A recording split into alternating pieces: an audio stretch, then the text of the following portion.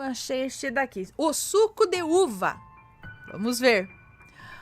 Oi, Ana, me chamo Fulana e hoje... Nossa, mais de um ano atrás, né? Hoje, dia 2 de setembro de 2020, eu estava assistindo um relato que era a febre do quiabo. Esse era o nome do relato? Bom, para esclarecer, eu tenho 2 meninos, um de 9 anos e outro de 7 anos, e uma menina de 4 anos. Os meus filhos ficam na casa da minha mãe enquanto eu vou trabalhar com uma amiga fazendo salgado. Nesse dia em específico, eu cheguei na casa da minha mãe muito cansada e com muita dor, pois eu tenho um cisto hemorrágico no ovário esquerdo e um mioma, o mioma no útero, fora que tem um DIU ajustado, tudo de um DIU ajustado? Enfim, não sei. Tudo isso dá uma dor insuportável. Estou contando esse detalhe para poder entender. Voltando ao relato, eu cheguei na minha mãe por volta das 9 da noite e o meu filho de 7 anos me pediu suco de uva. Eu falei, filho, a mamãe não tá bem. Eu prometo que amanhã a mãe vai fazer para você. E ele ficou meio tristinho e foi dormir. No outro dia, o meu filho acordou meio abatido e com febre e vomitando muito, a ponto de vomitar a bilis. Ele não comia e nem água ele bebia. Já estava no ponto de levá-lo ao hospital. Foi quando eu ouvi uma voz na minha cabeça dizendo assim: lembre-se do suco. Foi então que eu fui lá, fiz o suco de uva que ele havia me pedido na noite anterior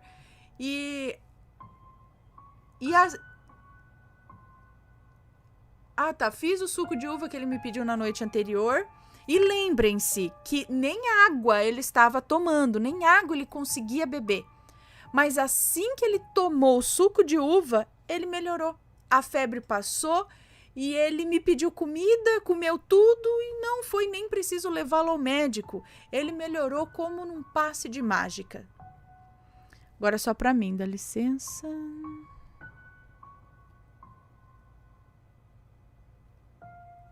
Ok, um beijo para você, obrigada. Então, mais um daqueles casos onde a criança tem vontade, mas será que foi só isso? Bom, se deu e passou, sei lá, porque tem que, quando vomita assim,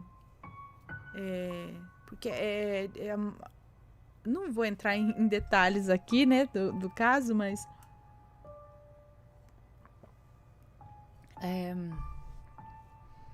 tem que ficar de olho, né? Mas é que passou, acho que ok. Talvez, já faz tempo também, não sei, mas levar só para dar uma investigada de repente no médico, ver se foi, pode ter mais alguma coisa aí para ser tratado. Mas acontece muito isso, né, gente? A gente vê isso com criança também, dá aquela... eles têm a vontade de alguma coisa, aí quando aquilo não acontece, às vezes a gente nem tá ligado, né, na correria, aí vem a febre, vem aquelas...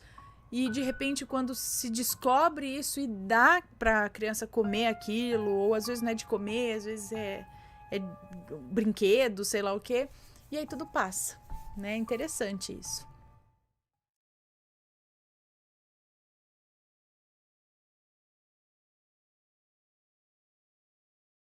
É curtíssimo, tá?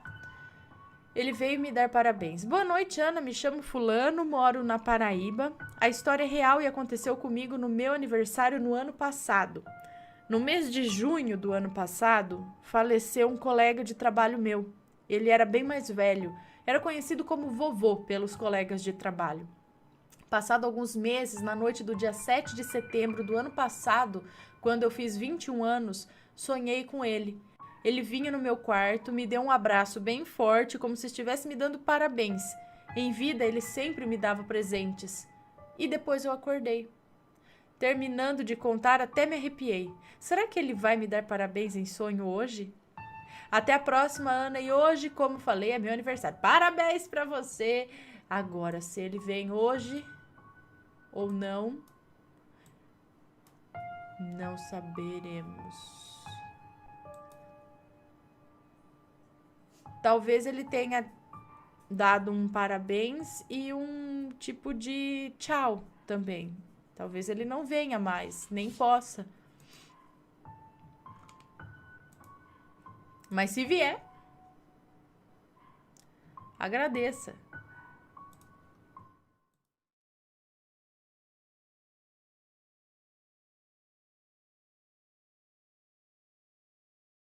Tá aqui, ó, a Edith sou eu. Não é esse cara sou eu. A Edith sou eu. O dia que senti prazer de estar nas trevas. Ai, ai. Vamos ver. Mas é um moço, é isso? Ana, gostaria de contar quem eu era. Lá vem bomba, hein, galera? Gostaria de contar quem eu era, o que me tornei e com isso confessar o meu pecado. Então, sabendo que o bem e o mal existem nesse mesmo universo, talvez um complete o outro, ou como diz na Bíblia, eu formo a luz e crio as trevas, eu faço a paz e crio o mal. Eu, o Senhor, faço todas essas coisas. Isaías 45:7. Me confirmem aí. Cadê a Bíblia? Vamos, Bíblia online. Não, desculpa, não estou duvidando não, mas eu vou querer ver certinho o contexto de toda essa frase. Mas, sim, às vezes na Bíblia dá a entender que tem dois Deus. Porque um é todo de bondade, de misericórdia, é bondoso. E o outro, não sei, algumas partes, ele fala, eu sou, tipo, Deus da espada, do não sei o que, ele é que nem aqui, ó, eu, o Senhor, faço todas essas coisas, eu formo a luz e crio as trevas, eu faço a paz e crio o mal, é isso mesmo? Crio o mal? Entendeu? Aí tem hora que você fala assim, Deus se agrada né, tem uma hora lá,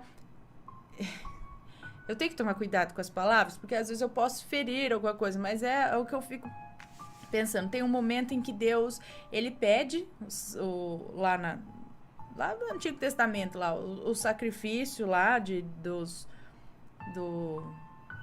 animais e tal, e ele diz que é um cheiro agradável a Deus. Mas é cheiro mesmo? É assim, eu sempre fico pensando naquele lance de alienígenas do passado, tá, gente? Porque eu fico meio pensando, falei, mas será que é cheiro de carne mesmo? Tipo, ele, né? Quem é Deus ali? Bom, mas não vamos discutir isso. É porque nos livros de Zechariah Sitchin, ele fala a respeito de Enki, Enlil, aquela, né, os 12, não sei o quê. Então tem todo um monte de coisa que eu não vou entrar no assunto aqui, senão daqui a pouco também já vão entrar um monte de coisa. Mas vamos ler o relato. Sendo assim, quando eu era criança, eu cresci dentro de uma educação religiosa cristã, evangélica protestante. Aprendi o amor ao próximo e a amar Deus. Jeová, né? YHWH, o nome de Deus. Ou Yahvé. Bom, amar a Deus sobre todas as coisas. Também a minha educação teve uma doutrina conservadora e exigente, que me fez ter uma autocobrança com a responsabilidade das minhas ações. Durante 17 anos, eu cresci nessa educação, religiosamente, socialmente, profissionalmente, sempre procurando subir na vida, mas sem pisar em ninguém.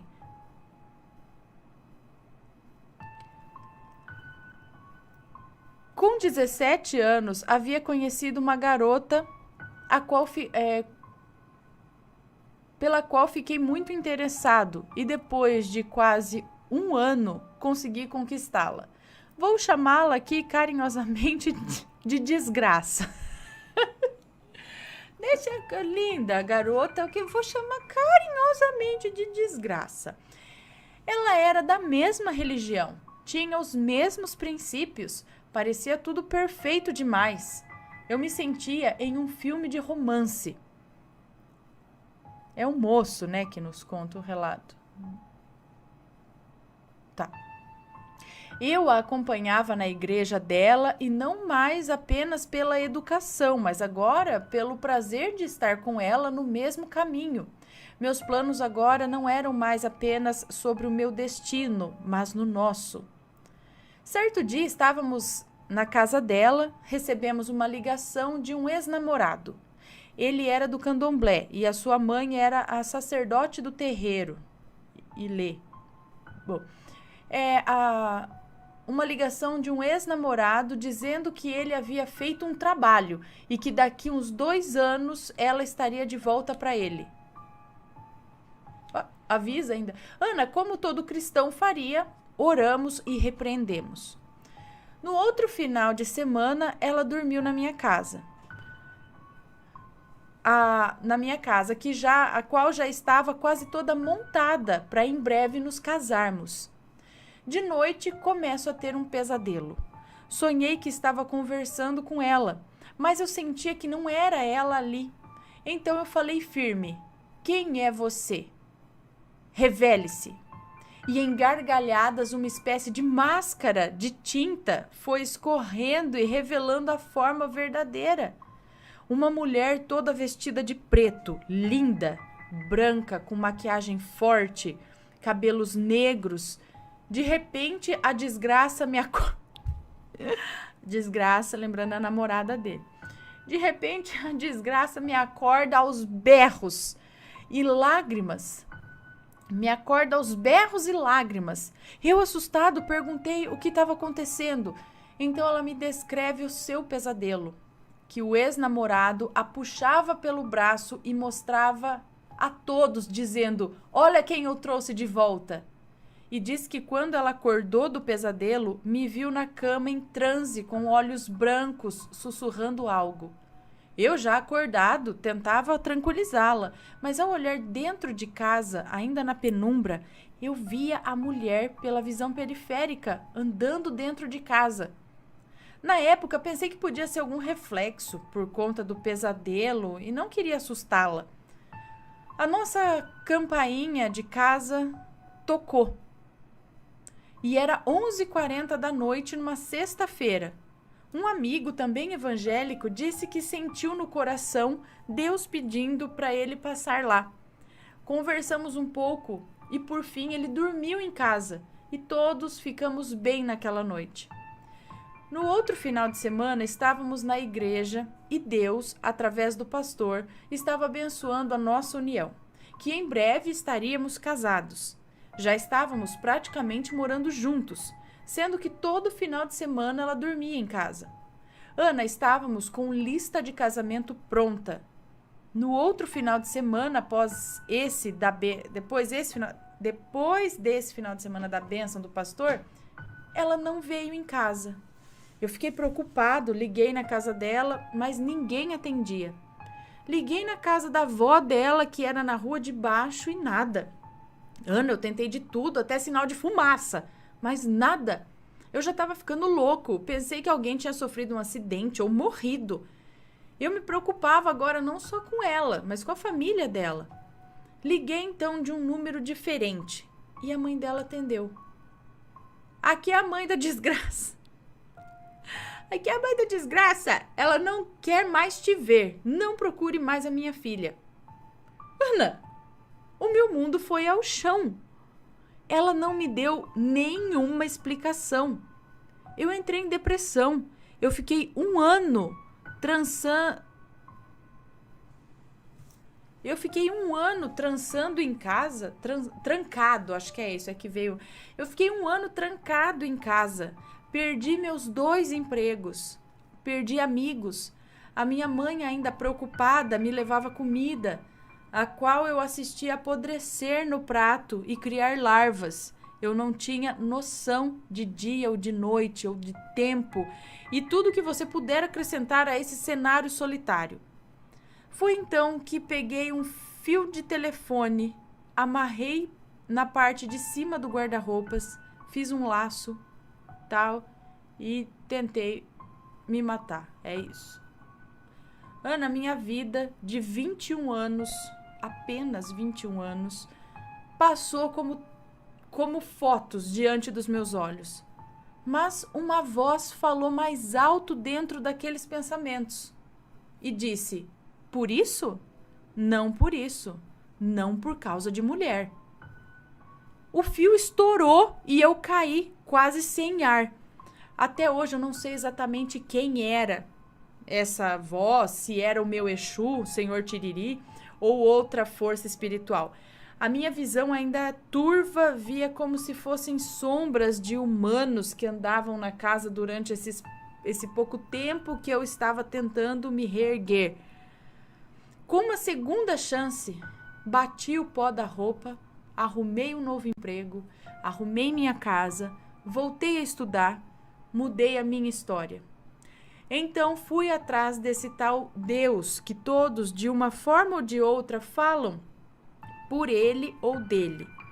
Busquei ele em todas as religiões: Wicca, Umbanda, Quimbanda, Candomblé, Budismo, Hinduísmo, Maniqueísmo, não sei o que é maniqueísmo, Goetia, Judaísmo, Cabala, Kardecismo, Islamismo, Xamanismo.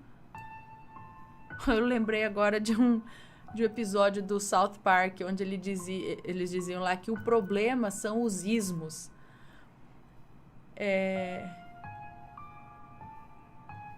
E, Ana, eu conheci um pouco de cada religião. Porque para passar por todas essas leva tempo, hein? Então eu conheci um pouco de cada religião. Na Umbanda conheci a minha atual mulher e temos um filho. Descobri em todo esse percurso a minha mediunidade, meus mentores, minha força interna. Nesse momento você deve estar se perguntando: mas ele não é uma Edith? Ana, nesse percurso também descobri o bem que habita em mim, mas o mal que também eu carrego.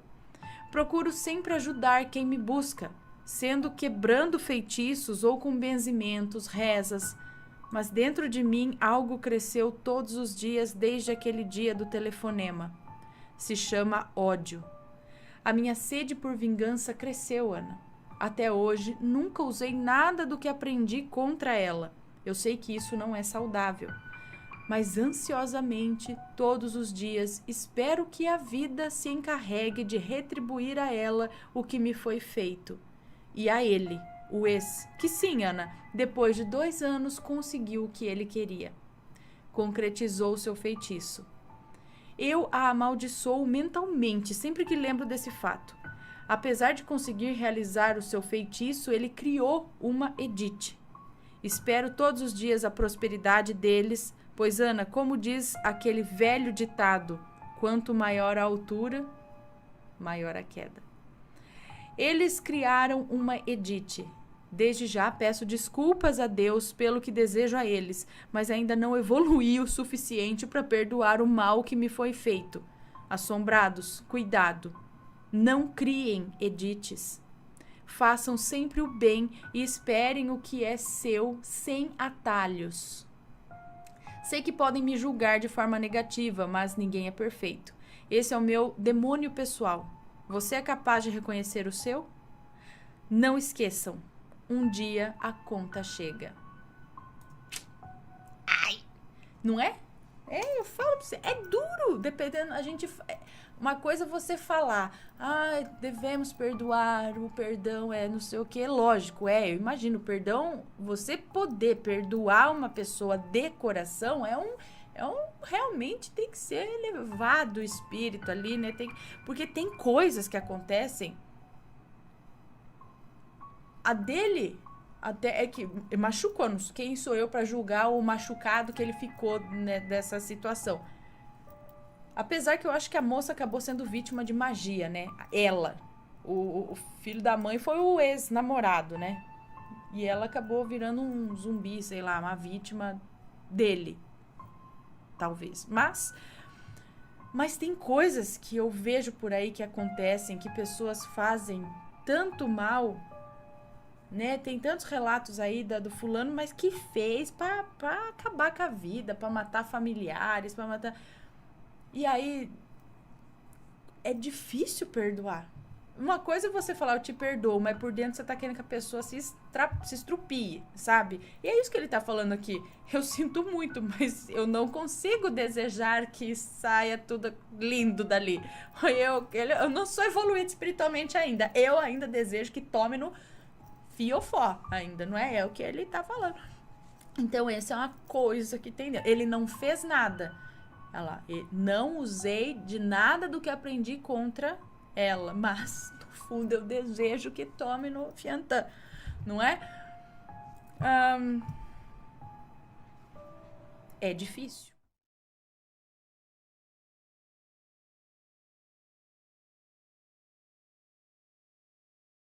E é isso daqui, São Longuinho não falha. Olá, Ana e assombrados, meu nome é fulana e já enviei 2 relatos que já foram lidos. Bom, envio meu relato como forma de agradecimento a São Longuinho. Hoje de manhã, eu estava dando uma ajeitada aqui em casa, tirando o lixo, limpando a caixinha de areia dos meus bebês peludos. Quando fui remover os meus anéis para poder lavar a louça, notei que o meu anel de noivado não estava no meu dedo. Ana do céu, só aí eu já tranquei, né? O anel é de platina. Platina? Nem sei o que é platina. Não, eu sei que tem platina. Eu lembro de disco de platina, gente, mas eu não sei o valor da platina em relação a ouro, essas coisas. Mas deve ser chique, porque ó, o anel é de platina e água marinha. E custou... Eu já ia morrer. Custou $2.000. Não é R$2.000. $2.000. Gente do céu, eu nem usava. Eu deixava no cofre porque eu ia perder. E ainda, quanto mais caro, mais chance de perder. É aquele lá que você catou no doce, aquele que amassa, que fica preto, tudo. Você tem a vida inteira, tá sempre no teu dedo. E caiu, você cata, pô. Aí aquele que você falou, meu Deus, esse aqui não posso perder. Esse daqui é aquele lá cai, fica na pia e não sei o quê. Ah, meu Deus. A hora que notou que não tava no dedo, eu já tranquei. Digo isso não para me exibir de qualquer... digo isso não para me exibir o preço dele, tá? Mas é para mostrar o nível do meu desespero em perder o anel. Eu procurei pela casa inteira. Eu olhei nas lixeiras de casa e até na caixinha de areia dos meus gatos e nada. Procurei o anel pelo meu prédio, nas lixeiras, na caçamba de lixo onde eu joguei o saco com areia de cocô de gato e até no próprio saco. E nada. Cheguei em casa e já estava pensando em como que eu ia contar pro meu marido que eu tinha perdido o anel. Quando lembrei de São Longuinho. Então eu disse, São Longuinho, se eu achar o meu anel, eu dou 3 pulinhos. E fui procurar. Enquanto eu procurava, eu me deparei com alguns dos meus anéis de biju e até o meu anel de formatura, que estavam guardados. Então percebi que estava fazendo o pedido de forma errada. Reformulei o pedido e disse, São Longuinho, se eu achar o meu anel de noivado, eu dou 3 pulinhos. Em poucos instantes, eu senti a necessidade de procurar novamente na área comum do prédio. E lá estava o anel, bem na minha cara, no meio do caminho onde eu já tinha olhado várias vezes. Ufa, que alívio! São Longuinho não falha. Cheguei em casa e paguei a promessa. Dei 6 pulinhos, já que eu tinha pedido 2 vezes, né? Um beijo a todos os assombrados e uma ótima noite a todos. Aí ela mandou uma foto do anel. Ela falou, como ele é lindo. Ai, pelo menos pra mim ele é lindo. Eu falei, não, é lindo mesmo. Bem lindo. Gente do céu. Que susto. Ufa, São Longuinho. Ufa. Ai, ai, ai. É interessante essas coisas, né?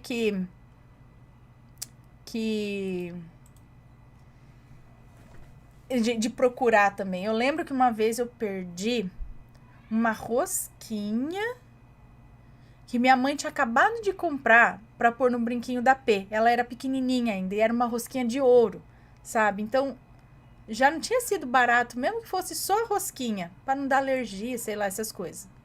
E aí, eu vi que ela tinha perdido. Ai, falei em perder. tinha perdido, eu não lembro como, eu sei que perdeu. E aí eu fiquei procurando, tinha caído no quarto, sabe? E eu fiquei, gente, mas cadê? Eu olhei no chão, olhei na cama.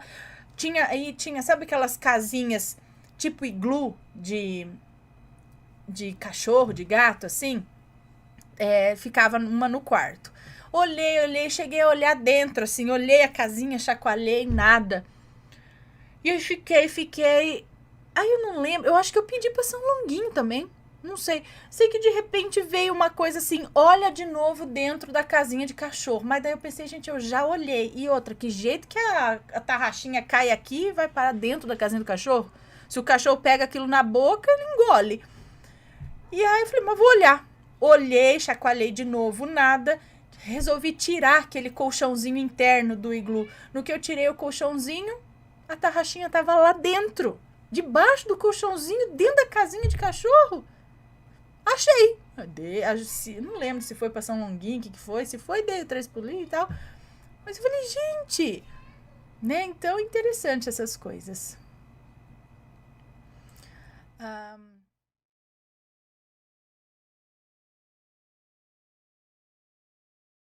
Meu namorado viu o Saci. Ó, Saci. Boa noite, Ana. Me chamo Fulana. E essa é a história do meu namorado e não tem nomes no relato. O meu namorado mora em. Dá um nome pro seu namorado. Vamos chamar ele de João aqui, João. Meu namorado mora. Meu namorado João é porque senão eu não sei como vai ser aqui na frente, mas senão começa meu namorado, e eu lembro daquele outro relato que só falava meu namorado. Meu namorado João mora em um. Fulano, né? Vamos chamar de Fulano. Meu namorado Fulano mora em um apartamento no 20º andar, no centro de Belo Horizonte. Certo dia desses, ele estava dormindo e disse que acordou com uma pressão nos ouvidos. Segundo ele, era uma sensação como se alguém tivesse tampado os ouvidos dele com as mãos e fazendo um movimento de forma que gerasse aquele barulho característico de ouvido sendo pressionado com uma mão aberta. Sei. Deixa eu ver como que é. É assim. Quando ele virou e olhou para o lado, ele levou o maior susto, porque estava deitado na cama dele um Saci. Segundo ele, o Saci estava deitado na cama dele, meio de lado, apoiado no braço e olhando para ele. Tipo, bem maroto, assim. Ele era negro e na penumbra da noite ele conseguiu ver que ele tinha um sorriso travesso. Parecia que ele que tinha feito aquele movimento de tapar os ouvidos, justamente para que o meu namorado, para que o fulano acordasse. Justamente para que ele acordasse.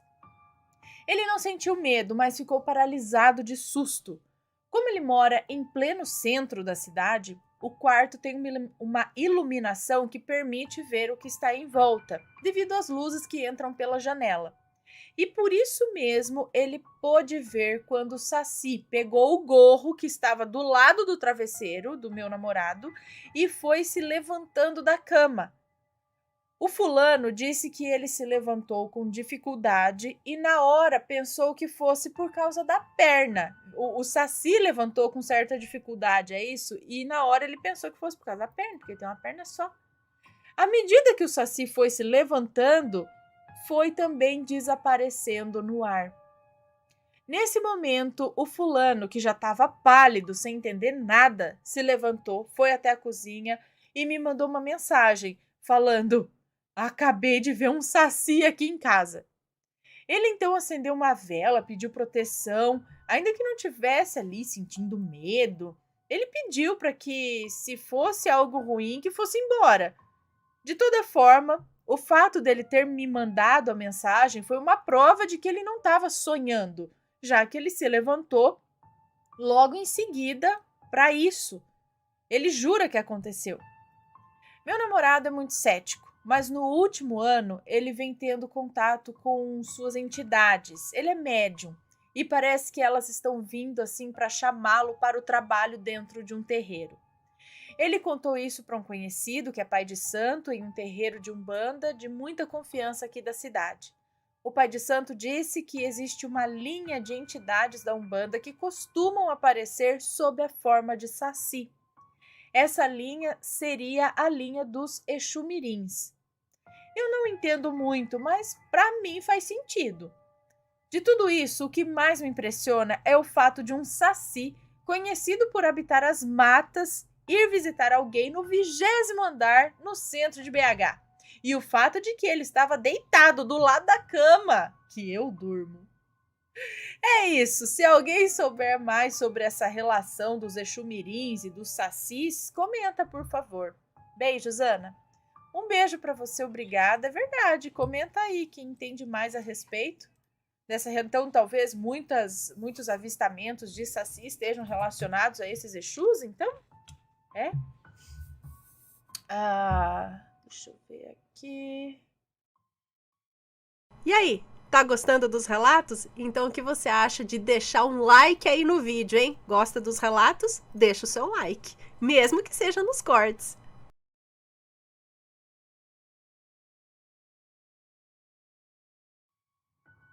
A Casa Assombrada. Olá, Ana e Assombrado, sou fulana, mas pode me chamar de fulana. Enviei recentemente o relato, não sei se eu já li, e fiquei super... então já li. Fiquei super feliz por terem lido. Ele sempre retornava, é o relato. Se houver nomes, já estarão trocados. Boa leitura. Muito obrigada. Esse episódio aconteceu comigo quando eu tinha 11 anos de idade. Nessa época, morava com meu pai, com a minha irmã, e também compartilhávamos nosso lar com a minha tia, irmã do meu pai, e meus 2 primos. Era um barracão simples de apenas 3 cômodos e uma pequena área externa, onde por necessidade se tornou nossa cozinha improvisada. O barracão ficava nos fundos de uma casa velha da outra irmã do meu pai, que nos deixou morar no barracão. Pois naquela época eram tempos difíceis. A casa da frente era muito estranha, grande, escura. A minha tia nunca conseguia alugá-la porque o valor pedido era alto demais para as pessoas daquela região. Nós, como não tínhamos muitas condições financeiras, ficamos na casa dos fundos e a casa da frente vazia. A entrada para as duas era única, ou seja, para chegar no barracão tinha que passar pelo quintal da casa velha. A metade do trajeto era feito de piso grosso e o restante era terra mesmo. Então, para não pisar na lama, colocamos algumas tábuas, improvisando um caminho até chegar ao destino. Da casa dos fundos dava para ver tranquilamente a casa da frente, sua área de lavar roupas, que era onde meu pai estacionava a moto. Descia, passava pelas tábuas e entrava na cozinha, que na verdade era na parte externa, e assim entrava em casa. Ana, como conto esses detalhes para que entendam o que aconteceu?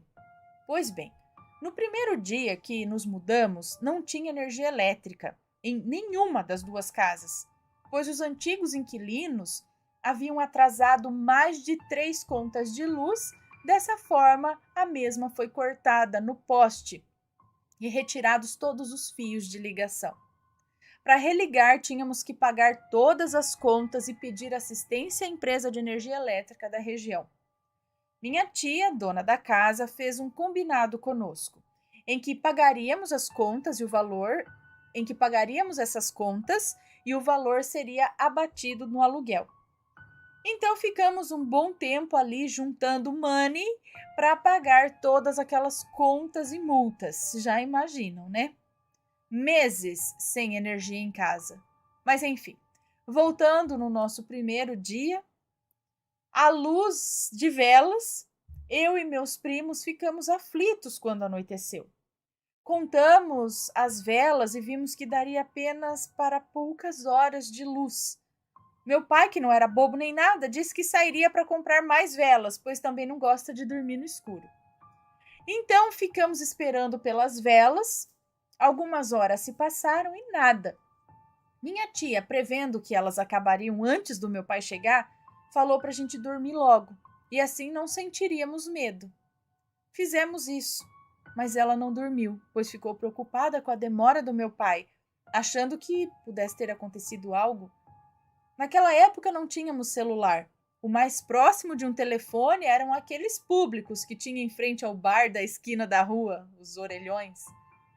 Passado algumas horas, eu acordei e vi que a minha tia ainda estava acordada com meu primo. Observei que as velas agora eram aquelas aromatizadas, bem fraquinhas, então logo fiquei com medo e me levantei. Fui ao encontro do meu primo e perguntei onde estava o meu pai. Percebi uma expressão assustada no rosto da minha tia e do meu primo, que se entreolhavam. Logo quis saber o motivo. Foi quando eles me contaram que há pouco tempo ouviram pela terceira vez uns barulhos no quintal. Mas não era aquele barulho, mas não era qualquer barulho. De primeiro, alguém abriu o portão, entrou com a moto, estacionou na área da frente, andou pelas tábuas e limpou os pés no tapete. Minha tia, muito animada, crente que era o meu pai, nem esperou pelas batidas na porta e já abriu. E qual foi sua surpresa ao ver que não tinha ninguém? Ela, achando que era uma pegadinha do meu pai, foi verificar com a vela o quintal. E apesar da pouca iluminação, deu para ver que não tinha moto estacionada e ninguém por ali. Apavorada, ela entrou em casa e trancou a porta, sentou no sofá e ficou sem palavras por um instante. Por alguns instantes. Seu filho olhava com medo de perguntar o que era. Passado alguns minutos, os barulhos voltaram, igualzinho, fazendo o mesmo trajeto, até chegar na frente da porta, só que dessa vez minha tia não abriu, só ficava ali rezando. E outra vez aconteceu tudo de novo, pela terceira vez. E aí minha tia pegou a Bíblia e começou a ler algumas páginas e foi a hora que eu acordei. Ela me contou o ocorrido e já podem imaginar que depois disso foi um custo para conseguir dormir de novo, né? Pois a preocupação com meu pai era grande, pois já passava das 2 da madrugada e nada dele voltar.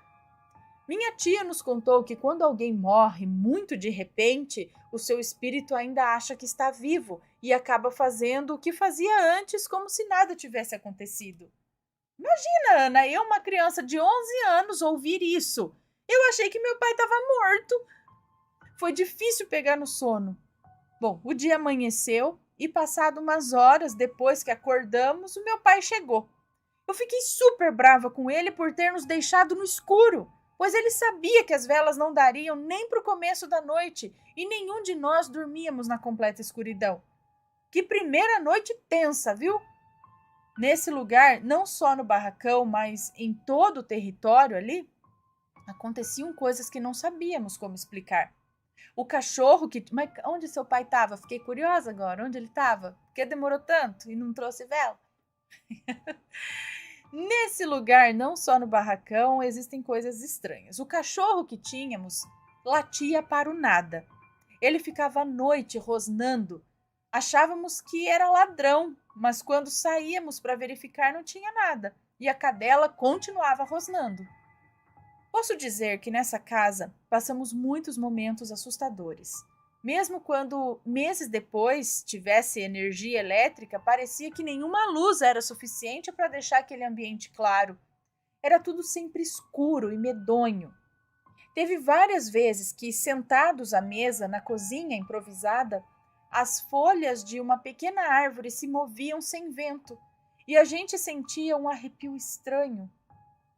Depois de alguns meses morando no barracão dos fundos, minha tia, dona do lugar, ofereceu a casa da frente para a gente ficar, pelo mesmo preço do barracão, já que o mesmo era pequeno demais para 6 pessoas. Então meu pai aceitou e nos mudamos. Pior coisa que fizemos.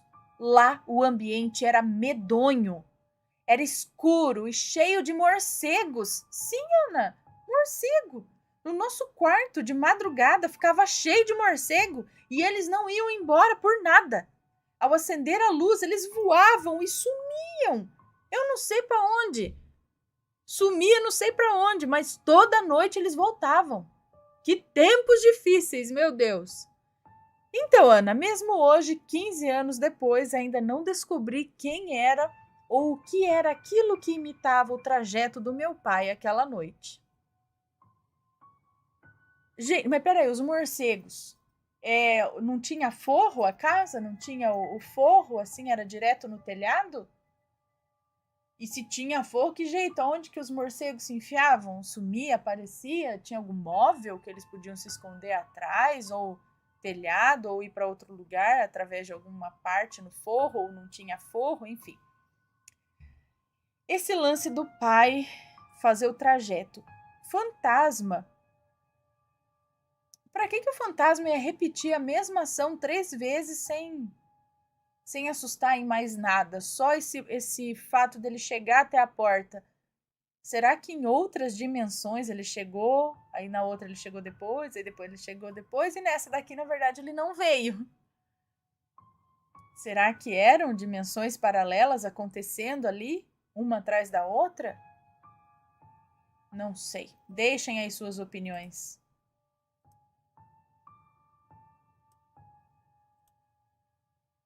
Tadinha da criançada lá no escuro.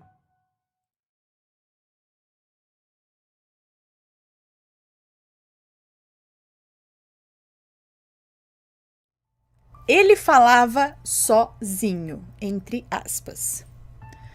Olá, Ana, meu nome é Fulana, mas pode me chamar de Fulana. Espero que estejam todos bem.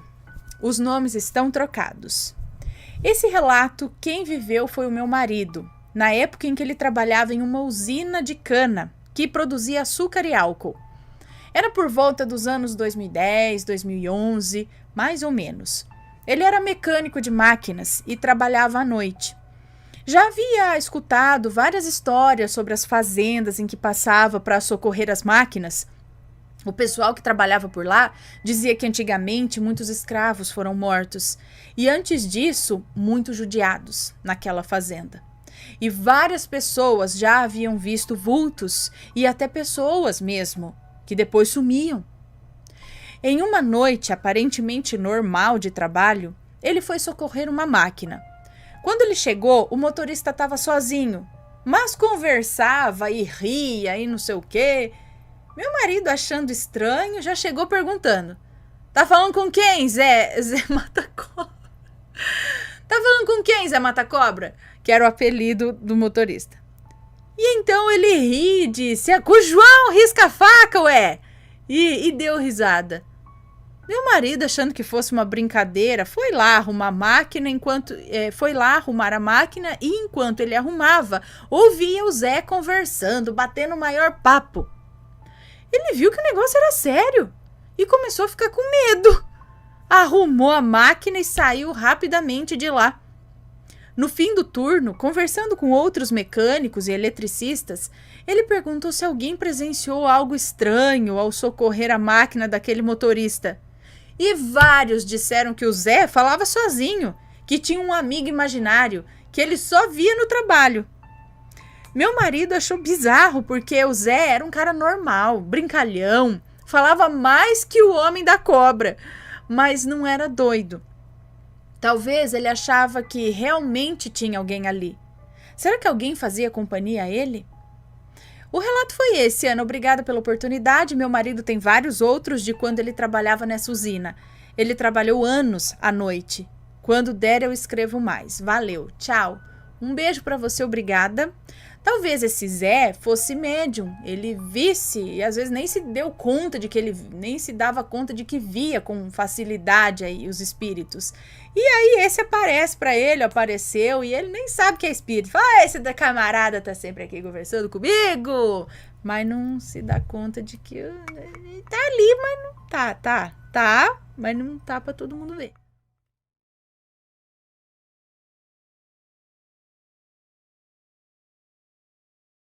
Luzes na Mata. É uma moça que nos conta.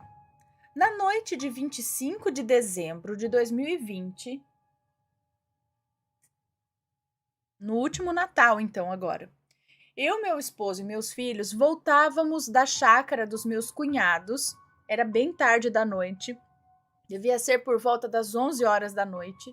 Os meus filhos dormiam no banco de trás. Estávamos em uma estradinha de chão.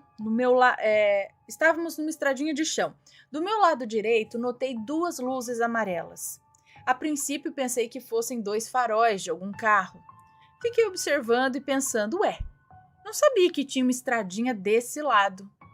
Rapidamente as luzes se multiplicaram. Naquele momento eu não tive tempo de sentir medo. Eu fiquei ainda mais atenta, observando, querendo entender o que era aquilo. Achei que pudesse ser algo terreno, que não tinha identificado ainda. Foi então que percebi que de fato não havia estradinha. E aquilo se movia rápido entre as árvores. Aquilo flutuava. O que antes eram 2 luzes virou umas 4 ou 6 amarelas. Surgiram então luzes azuis e outras menores que pareciam ser vermelhas, laranjas. Não sei ao certo, foi muito rápido. Aquilo era do tamanho do meu carro. Não escutei nenhum som, pelo menos se fez algum ruído eu não consegui ouvir, já que todas as janelas do carro estavam fechadas, né? Aquilo estava a uma distância de, sei lá, uns 3 metros mais ou menos. Ah, então pertinho, gente, 3 metros só? Ali do lado. Aquilo estava a uma distância de uns 3 metros, se movia rápido e nos ultrapassou. A sensação que tive foi que aquilo ia atravessar na nossa frente. Foi então que escutei o meu marido dizer: "Nossa, o que é isso?" Imediatamente aquilo passou por uma árvore, desaparecendo à medida que passava por trás dela. Era como se um portal tivesse se aberto e aquilo tivesse sumido por ele. E eu disse a ele: "Você viu?" E ele falou: "Claro, o que é isso?" Aí eu comecei a descrever sobre as luzes amarelas e tal, e ele terminou descrevendo as azuis e vermelhas. De fato, ele viu exatamente a mesma coisa que eu. E eu disse a ele: "Eu não sei o que era aquilo, mas confesso que eu prefiro nem descobrir." Afinal, os nossos filhos estavam conosco e o medo daquilo nos fazer mal, sei lá, vai saber, né? O desconhecido assusta. Pois é, Ana, depois que sumiu, que eu fui sentir medo. Foi tudo muito rápido. Eu queria ser racional e achar que tinha uma explicação lógica. Mas assim que me certifiquei que era algo sobrenatural, desapareceu diante dos nossos olhos, sabe? Na percepção do meu marido, ele achou que fosse um drone, mas logo descartou a hipótese, pois era muito grande. Sem contar que drones não desaparecem ao passar por uma árvore.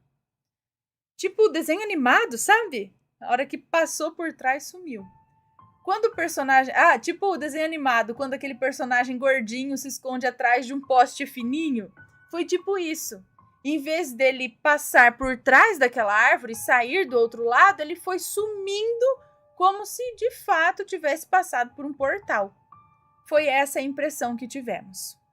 Se apenas eu tivesse visto, poderia pensar que tinha pego no sono, mas foi real. Tanto que o meu marido também viu.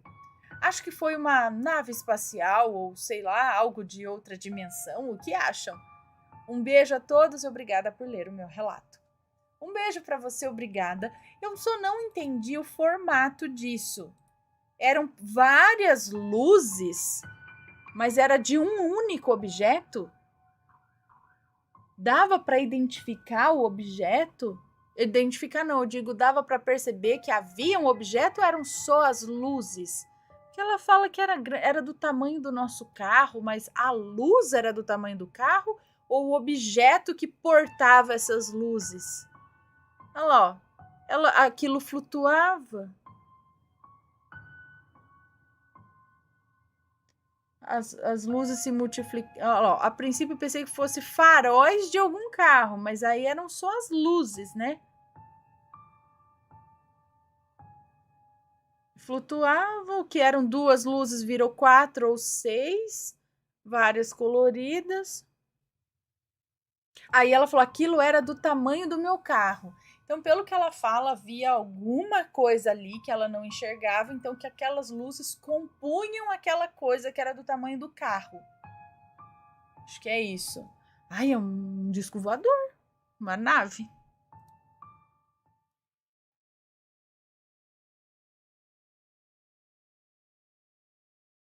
Olá, Anne Matheus.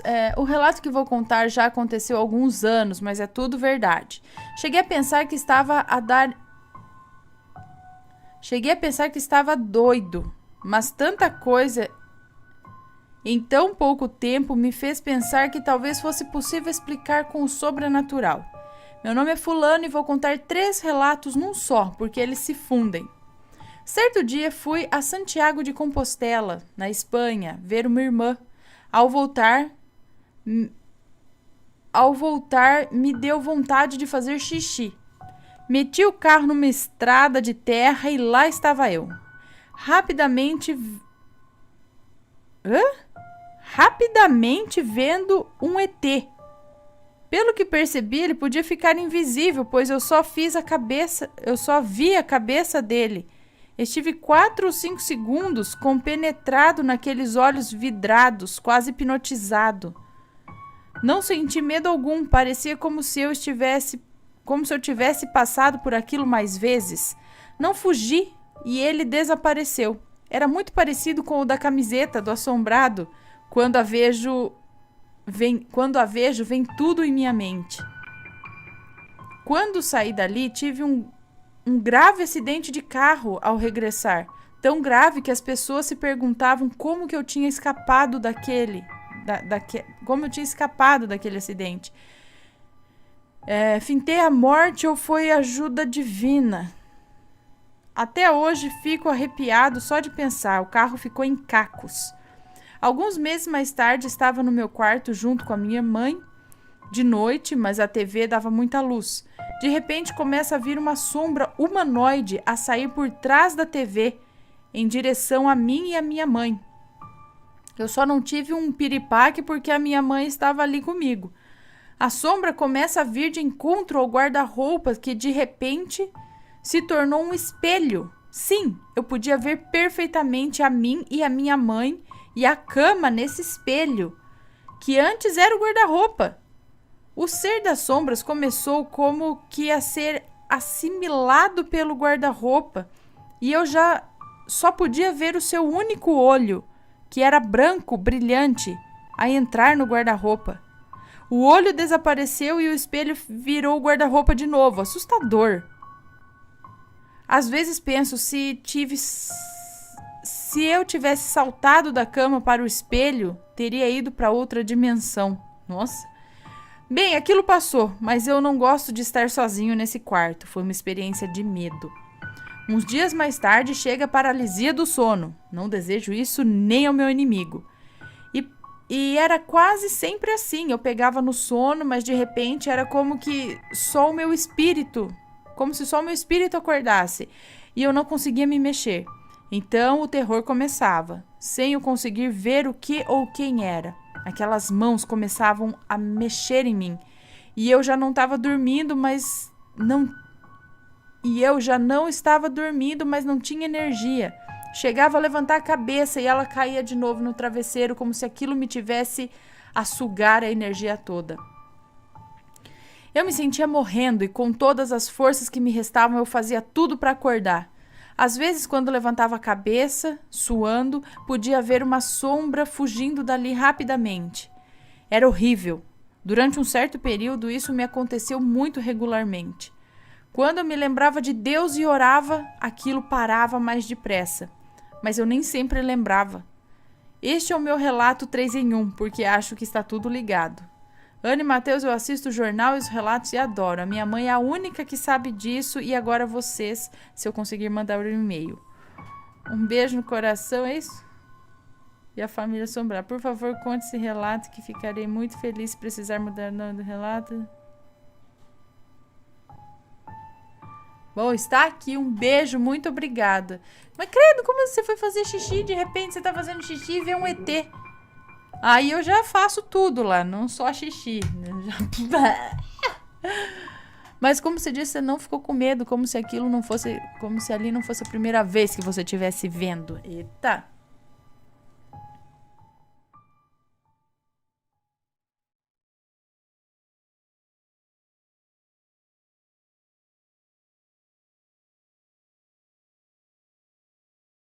Cadê? Aqui.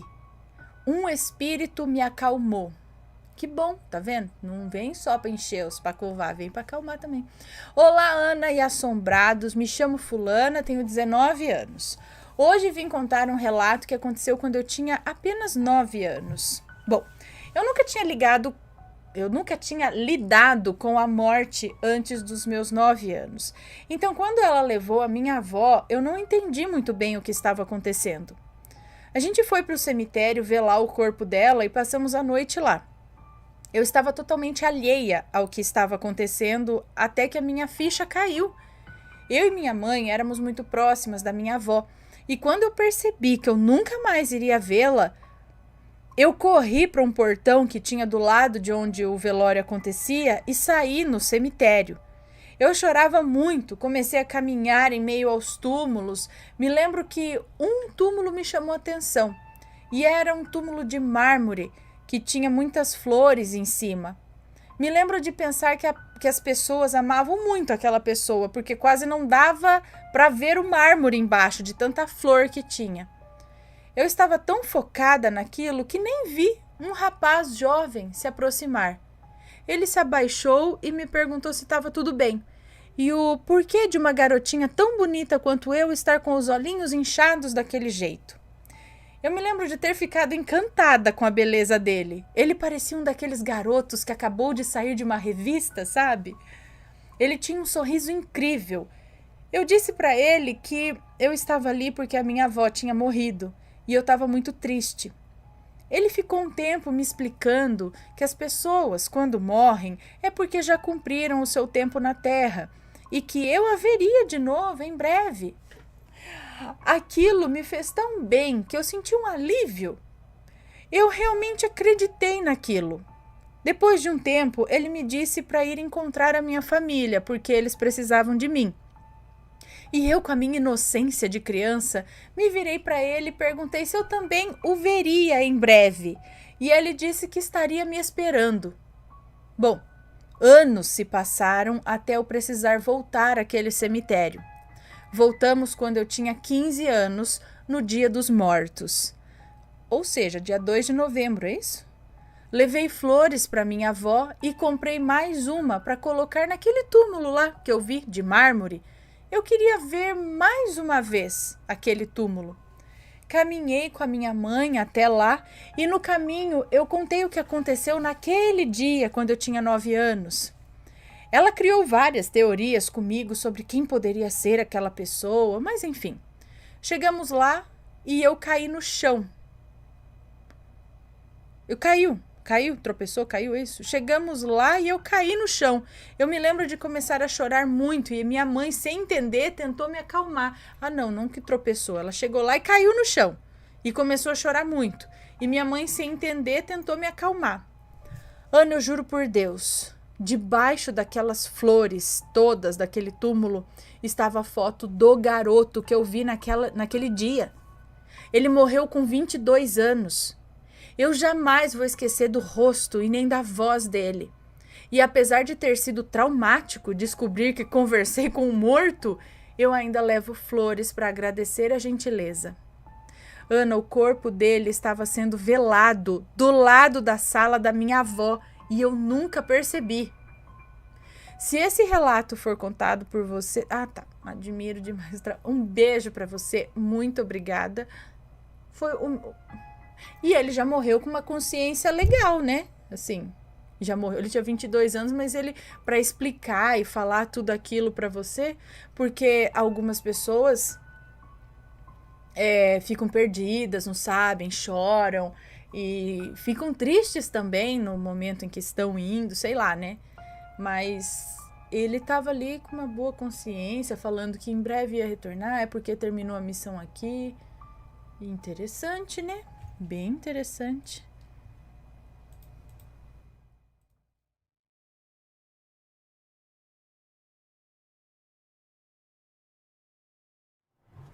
A babá eletrônica do além. A babá eletrônica do além. Vamos lá. É curtinho. Boa noite, Ana. Este caos aconteceu em 2008. Eu fui na casa da minha amiga, aquela mesma que a gente viu coisas estranhas na casa dela. Te enviei o caos, mas eu não sei mais qual é. Então, ela e a prima moravam no mesmo prédio, lado a lado os apartamentos. A gente foi para a casa da prima dela ver filme.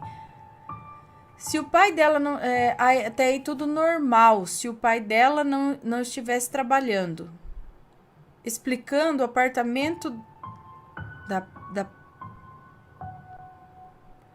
Explicando o apartamento, da porta de entrada era a sala, vinha um corredor, vinha uma portinha para a cozinha, os 3 quartos no mesmo corredor e ao final o banheiro.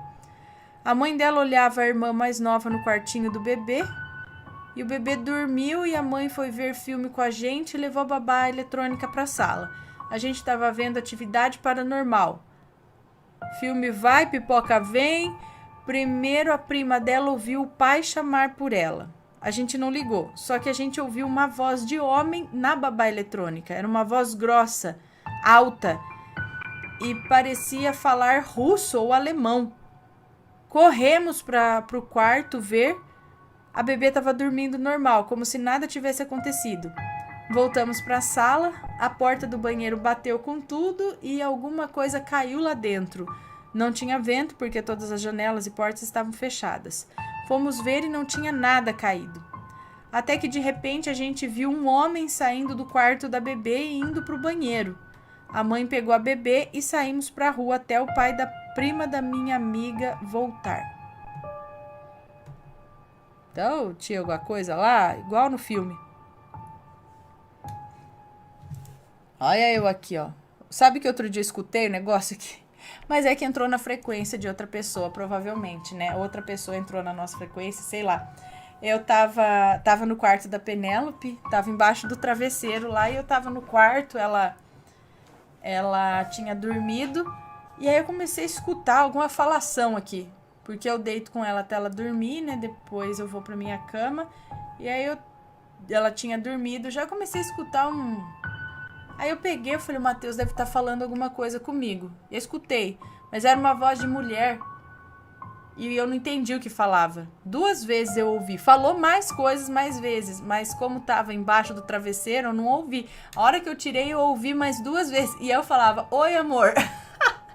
Oi amor. Aí falou mais alguma coisa com uma voz de mulher que eu não entendi. Alô? Aí eu falava. Aí não falou mais. Eu falei, uai.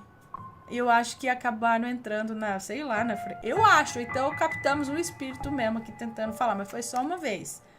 Agora se começar, vamos tentar entrar em outra frequência. FVE pelo Ok-Tok. Verdade, tinha uma mulher e um homem, acho que falando, mas eu não entendi o que falou, mas falou alguma coisa.